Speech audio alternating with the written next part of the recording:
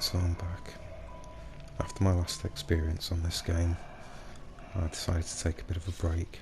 Went back to playing COD, hence the other videos. I've got a lot better at sniping since I uploaded that as well. I'm now hitting triples and going on streaks. Yeah, it's been quite good. Since I came back to this, I saw a new strategy the other day. I was playing Deathslinger on his map. I think it's Glenglave or Glenvale. Can't remember what it's called. But they were running me around the saloon, which is the big building with the piano and the bar, and 3 of them had head-on. So whilst one was looping me, another one of them would jump in a locker, and they'd run me past the lockers, and I'd get head-on. And after a while of this, like realising I couldn't go past the lockers, which made the loop bigger, like I just couldn't catch them, I thought somebody's got to be doing gens, and decided to try to leave that building and chase the other person. But by that time, I think I was already 3 or 4 gens down, and it was too late. And these guys, they were all ranks 1 and 2, so they knew the exact timing and spacing and how to loop like really well. I just couldn't catch any of them. But obviously if I'd have concentrated on the gens outside of that building before, I may have stood like a chance. I may have been able to get a draw.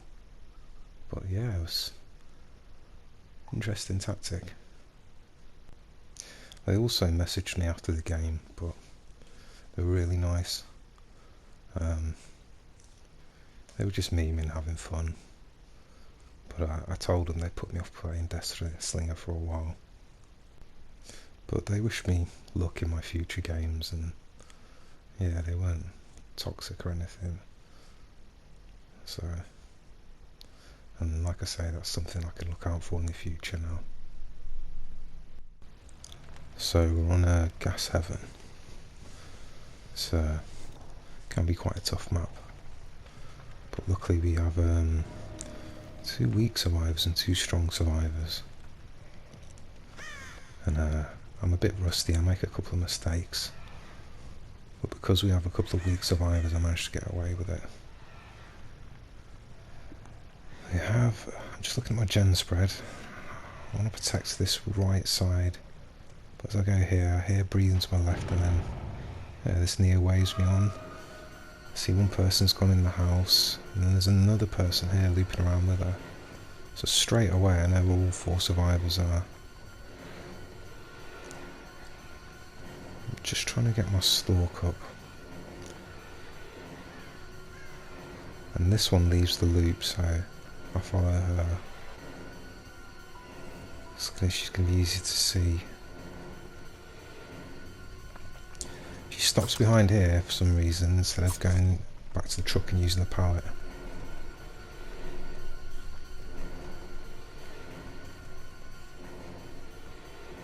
See, this is a strong loop.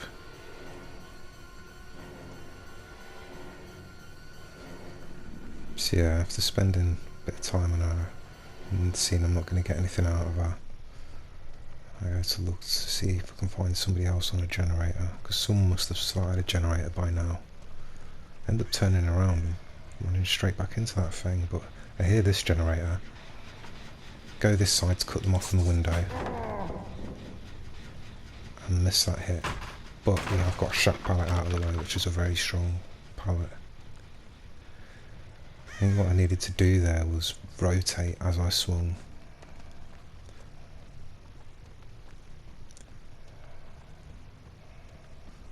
And just follow his scratch marks, and he goes to the garage? No, to the other generator, which has 2 people on. So just use this time to build up my stalk. I don't think they can hear my terror radius from there, but they did obviously see me because I was just standing out in the open. Get hit on the Steve. I want to get hit on the Feng as well. She does have a toolbox. Obviously I'd like to spread as much pressure as I can. Goes in here. Well, these are scratch marks. Assume she's gone in there to use the pallet. I think she may have gone in a locker. Tinker or procs. which gives me the undetectable status for 16 seconds once the gen has reached 85%. So I decide to come over here and just 99 my tier 3. Again trying to block the window. I was hoping to get tier 3 there and stab her in the back, but it wasn't quick enough. Get a hit on her, and then instead of looping Shack tight, she comes out wide. I know someone, I did see the Steve go there, I know someone's on this generator, so I'll come back to push him off. That was what I meant about before. So I twisted and swung at the same time there to make a wide arc in my swing, and that caught him as he ran past me. Like I say, I'm not too bothered about this gen because it is next to a strong structure. I want those 4 gens over the other side of the map.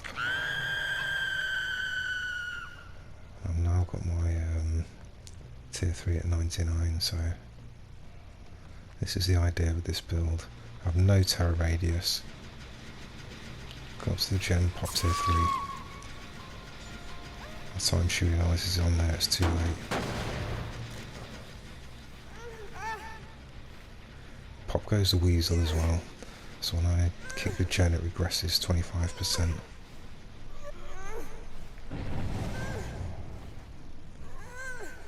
Steve has been rescued.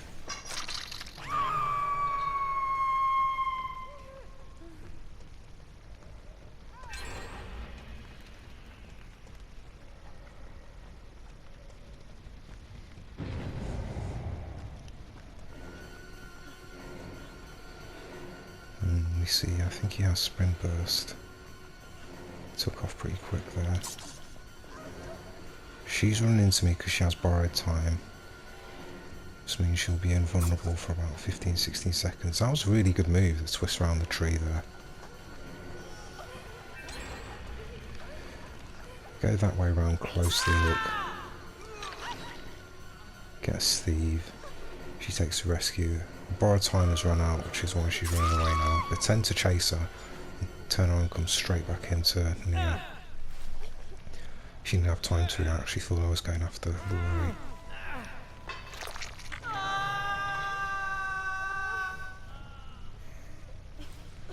So I don't think Laurie's got time to slam the pallet on me. That shouldn't have hit. So the Fang came up behind me and threw the pallet. Or I was at least a foot in front of the pallet there, but I was unlucky. Get auto-aimed into the truck here, so I just take stalk. I don't think she realises I can still see her. And here, real simple one game.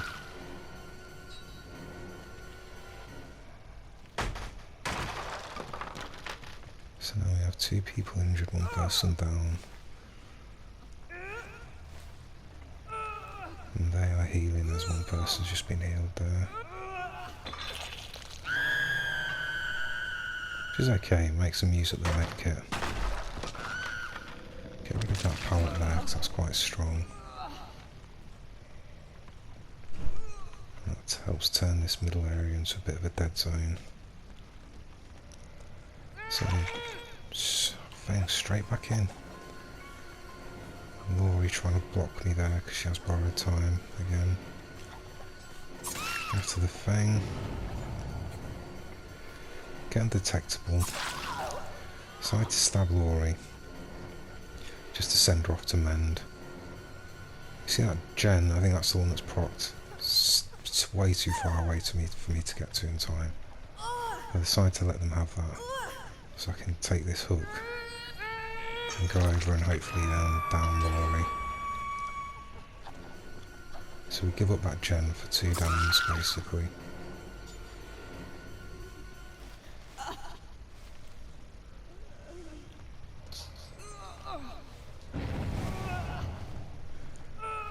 Gets unhooked, but it doesn't matter because I'm taking her over here. She's dead. So I can check this generator. So we have this generator here, we have the generator in the garage, there to the left. And generator by the truck right in front of me, which is a bit far off, but sort of a loose 3 gen. that's been worked on. I can see scratch marks. So I had to check the gen first. And sure enough, Steve's on it. Kick that whilst I've got Pop Goes the Weasel. Also have Fire Up on, which for each generator completed gives me a 4% movement speed to braking, vaulting and kicking generators. So I can actually afford to kick generators mid-chase. Nia runs out here, and as you can see, because of the pallets we got down earlier, this is a complete dead zone now. This isn't as safe as it was. Still a good loop, and yeah, you can chain it into the window. Still managed to get a hit. Yeah, just decided to check this generator, and lucky I did because Steve's side's come back to it. I want him to throw that pallet down, which is why I was just mindlessly going around it. But he's smarter than that and he knows not to. Said he runs out to the middle, which like I say, there's nothing out here now. Which is good. At this point I'm hoping to protect, like I say, the generator in the garage and again generated by the truck. Which I just decided to go over and check now. Sure enough there, I've just started working on it. Looks like 2 sets of scratch marks. If I'm going for the rescue, I can hear the generator still being worked on. I'm thinking I might just have enough time to get Fang down. And I do need to kick this generator in here, I remember. So whilst I've got my Pop Goes the Weasel, I decided to try and progress that.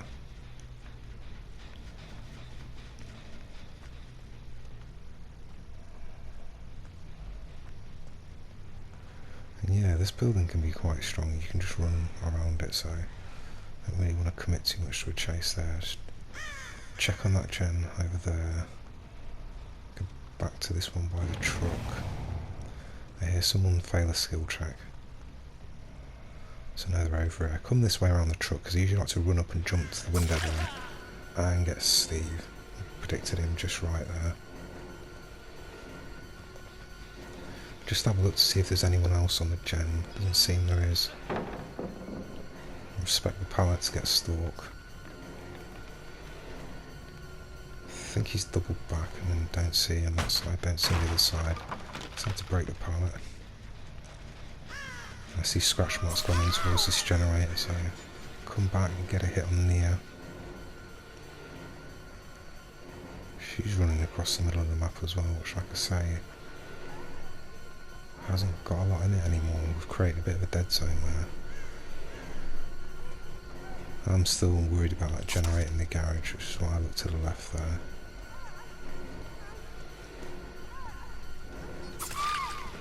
See, what she did there was run and then go back into me, so the second time she did it, I was ready for it and I backed up a little bit and turned to my left and hit. The Tinkerer's gone off, but I'm not sure which generator that is. I'm going to check this one that's closest to me. This time I decided to break this break wall here. So it's a bit easier to get around this building. It means I can cut through. And it's Fang with the toolbox. Somehow managed to slip by me, possibly dead hard. I'll kick this one, I've got Pop Goes the Weasel, get some aggression going. And that's where that breaking that wall's helped me out. She was going to loop around the entire building. She just manages to time that right though. So let's come round, hide my light a little bit. Still manages to time that just right.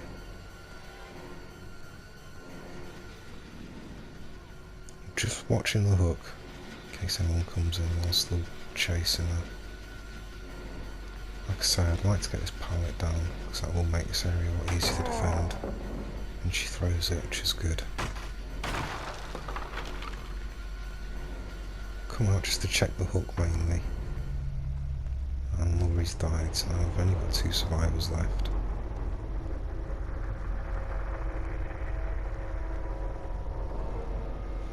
I don't really want to go that far out. I'm not too bothered about that gen. This gen by the truck, the gen in the garage, The other gen just off to the right of that are the ones I'll concentrate on defending now. Even though, like I say, we only have 2 people left and they're both injured. So yeah, that was the other gen I was on about, but sorry, this gen here. But I can hear no one's working on that. I do hear that the Feng is healing the other side of these cars, so I decided to go around and re-injure her. And hopefully push her back into these generators on my left here. So this one, and the one by the truck. If I can keep her in this area, we've got a lot of pallets down in that. It should be easy to get her down. She's running towards Shack, but as we know, Shack pallet's already gone. Anything strong in here is the window. Chase her, turn, hide my light. She takes the vault. Okay, noted. I go back around. No, she's going to take the vault, so I go backwards and get the hit. And she tries to do a thing where she's crawling as close to the window, so when you go to press the button to pick her up, it makes you vault inside. She knows what she's doing. I hear the Steve crying here, see the blood trail. Cut through to see if we'll loot around this way. Don't see any other blood. Leads straight to the locker, so yeah, he's in the locker.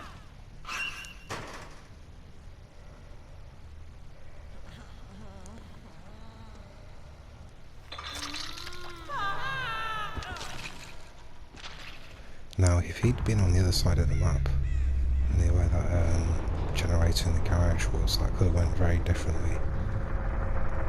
Once I chased Feng around the other side of the cars there, he could have finished that generator in there. But as it turned out, I got a merciless killer, and yeah, a perfect game. All iridescence on my symbols there. Forget what you call them now. Yeah.